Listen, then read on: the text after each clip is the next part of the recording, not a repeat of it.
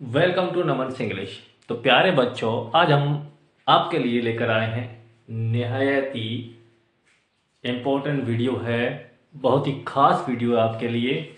जो बच्चे नरेशन को अच्छे से समझना चाहते हैं, डायरेक्ट और इनडायरेक्ट स्पीच को अच्छे से समझना चाहते हैं, बेशतर क्या होता है, बाज़ औक़ात क्या होता है कि नरेशन उनको समझाई जाती है। जो बेसिक नो रूट्स है वहाँ तक, यानी कि बेसिक जो 12 टेंसेस है वहाँ तक बच्चों को समझाया जाता है। आगे जो कंडीशनल सेंटेंसेस हैं, एक्सिलरी वर्ब्स हैं, WH से जो इंटरोगेटिव सेंटेंस बनते हैं वो है, इम्परेटिव सेंटेंसेस हैं, या काफ़ी और चीज़ें जो हैं वो रह जाती हैं।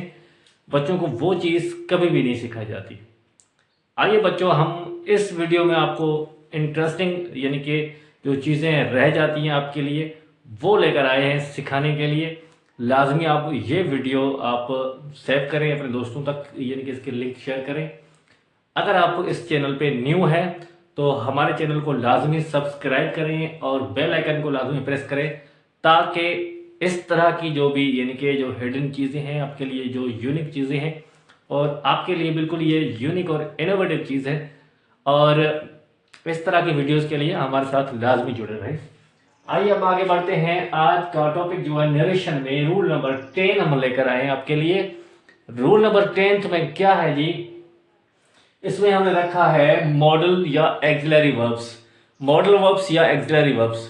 मॉडल वर्ब्स और एक्सिलरी वर्ब्स को समझते हम सबसे पहले उसमें कौन कौन सी चीज़ें आ जाती हैं। लो जी, उसमें आपके यानी कि हैबिचुअल टेंसेस भी आते हैं, यानी कि यूज टू, यूजेस टू और यूज टू भी आता है। और उसमें आपका पोटेंशियल टेंस यानी कि कैन, कुड, ये भी आता है। कैन हैव, कुड हैव भी आता है। मे भी आता है, माइट भी आता है, मे हैव आता है, माइट हैव आता है, एबल टू आता है, एबल्ड टू आता है, नीड टू आता है, नीडेड टू आता है, इज टू आता है, आर टू आता है, वर टू आता है, वाज टू आता है, कैन हैव आता है, कुड हैव आता है, मे हैव आता है, माइट हैव आता है।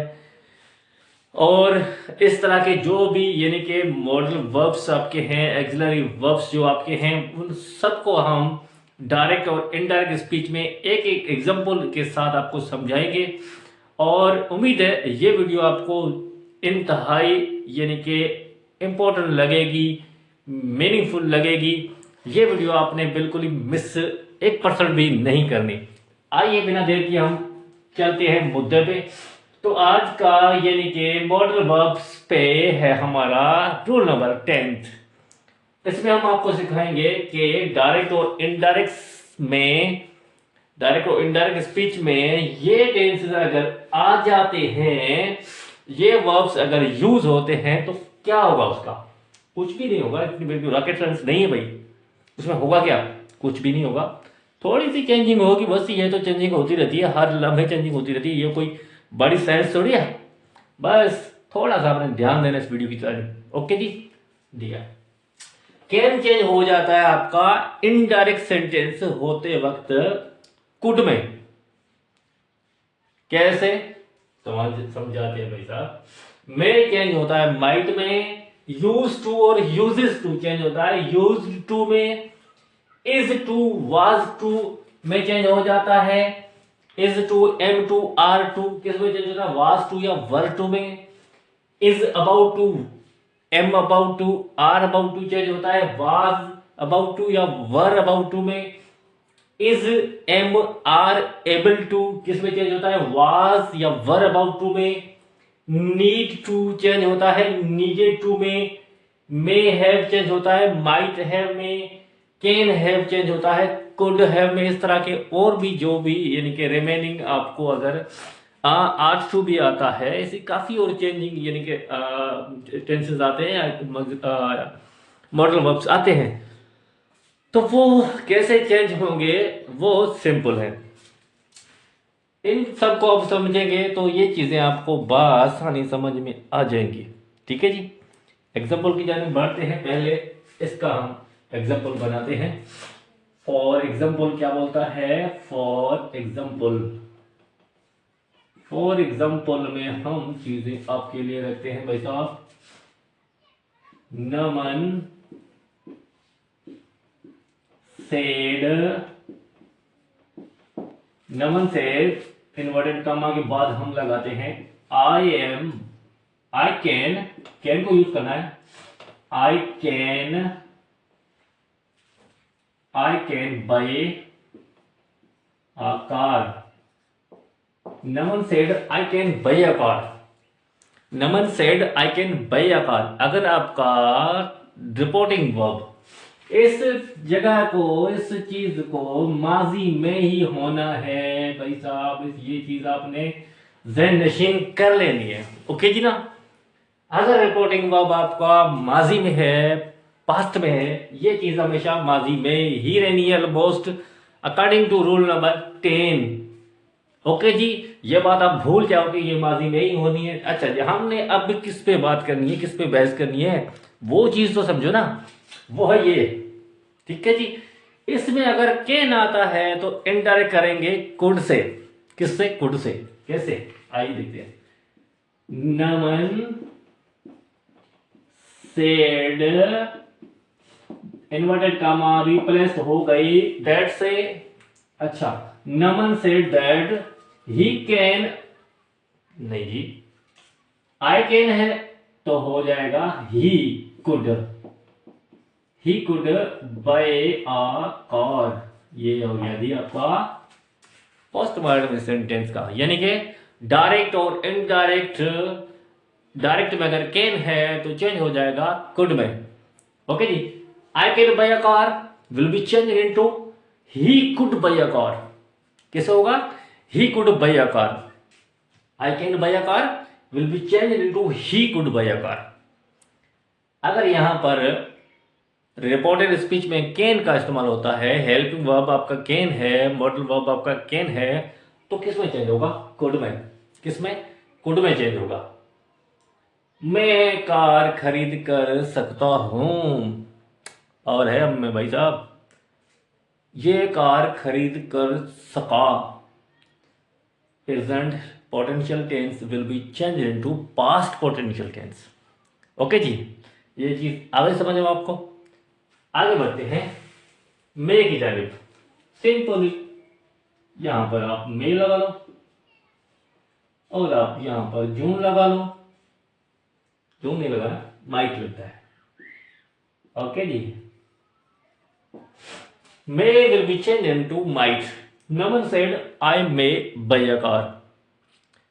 नमन said I may buy a car. May shows represent the present or future tense.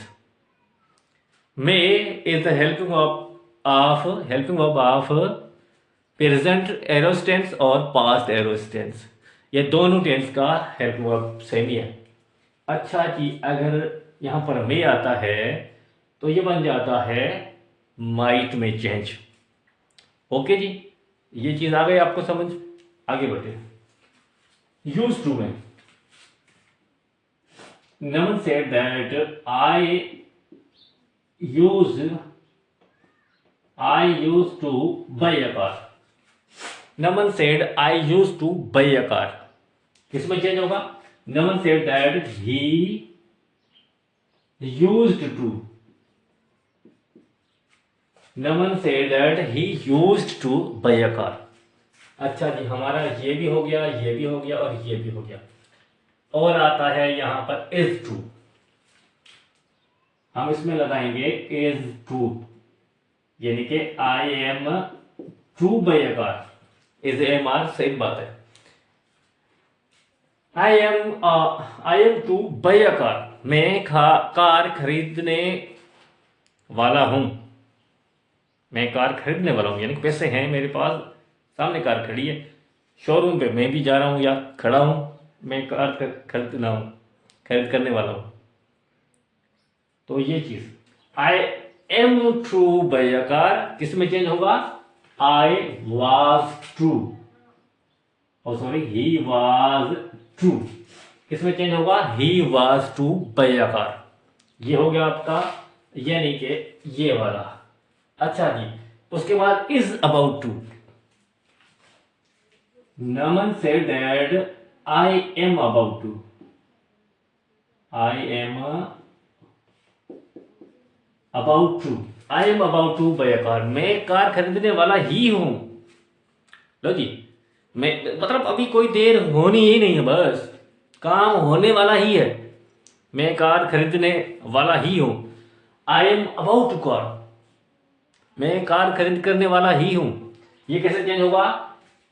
He was about to, यहां पर लगेगा अबाउट टू, बस about to buy a car. I am about to buy a car किस में change होगा? I was about to buy a car. Is about to या am about to या are about to किस में change होगा? Was about to या were about to में, बस बाकी कोई चेंजिंग नहीं होगी। ओके जी, ये हो गया आपका अबाउट टू। उसके बाद is able to, is able to, यहां पर क्या लगेगा? Able to. Is able to किस में चेंज होगा? वाज एबल टू में। I am able to buy a car, मैं कार खरीद करने के लायक हूं, किस में चेंज होगा? वाज एबल टू, ये कार खरीद करने के लायक था। Simple. Is am are able to will be change into was were able to. कोई रॉकेट साइंस नहीं है, बिल्कुल इजी है।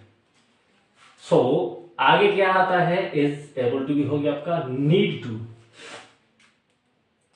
नीड टू को समझना है। I need to, Naman said I need to buy a car, मुझे कार खरीदने की जरूरत है, मुझे कार खरीदने की जरूरत है। तो यहां पर क्या आएगा भाई साहब? Needed to, need to will be changed into needed to, यहां पर देख सकते हैं आप। Naman said I need to buy a car, indirect में कैसे होगा? Naman said that he needed to buy a car. लो जी, ये भी आपका हो गया। उसके बाद may have, Naman said that, क्या बोला नमन ने? I may have, I may have a car, I may have a car. Naman said I may have a car, I may have a car, मेरे पास कार हो सकती है, मेरे पास कार हो सकती है, यानी घर में हो, कब्र खाने में हो, कहीं पर भी हो सकती है। मेरे पास कार हो सकती है क्योंकि मेरी वो हैसियत है, मैं ले सकता हूँ, मेरे पास कार हो सकती है। May have will be change into, किसमें? May have will be change into might have, may have will be change into might have. He might have a car, he might have a car, इसमें यानी कि मे change हो जाएगा might में। अच्छा जी, आपका ये माइट भी हो गया। उसके बाद लास्ट में हमने रखा है कैन हैव, मे को यहां पर रिप्लेस करते हैं, ये हो गया आपका कैन, और यहां पर ये कैन चेंज हो जाएगा कुड में, बाकी हैव ही रहेगा। Naman said I can have a car, मेरे पास कार हो सकती है, यानी कि मेरे पास बिल है, जो चाहिए वो भी है, तो फिर हो सकती है ना। अकॉर्डिंग टू योर जेब, हो सकती है यानी कि आपके पास वो पोटेंशियल है कुछ भी लेने का या करने का, तो फिर वो हो जाता है आपका I can have a car. किस में चेंज होगा? He could have a car, can could में चेंज होगा। कैन कुड में, मे माइट में, यूज्ड टू में, इज टू वाज टू में होगा, is about to was about to में, is able to was able to में। हमने यहां पर भी कर लिया था भाई साहब, आपको एबल, ओके ना। Is able to was able to में, इज नीड टू होगा नीडेड टू में, मे हैव होगा माइट हैव में, कैन हैव होगा कुड हैव में। अच्छा जी, ये था हमारा आज का इम्पोर्टेंट वीडियो। उम्मीद है आपको ये चीज़ अच्छे से समझ में आ चुकी होगी। डायरेक्ट वो सेंटेंस जिसमें एक्सिलरी वर्ब्स यूज होते हैं, उनको हम डायरेक्ट से इनडायरेक्ट कैसे करते हैं, ये चीज़ आपको उम्मीद है समझ में आ चुकी होगी। अगेन हम आपको यानी कि मौका देते हैं, ये चीज़ आप स्क्रीनशॉट में यानी कि सेव कर लें या इसकी तस्वीर ले लें, ताकि ये चीज़ आपको समझने में बिल्कुल भी कोई दुश्वारी पेश ना आए। अगर आप इस चैनल पे न्यू हैं और मज़ीद इस तरह की हिडन चीज़ें सीखना चाहते हैं, तो लाजमी हमारे चैनल को सब्सक्राइब करें और बेल आइकन को लाजमी प्रेस करें, ताकि आने वाली हर इम्पोर्टेंट वीडियो आप तक पहली फुर्सत में पहुंच जाए। Thanks for watching this video. Stay tuned for more important videos.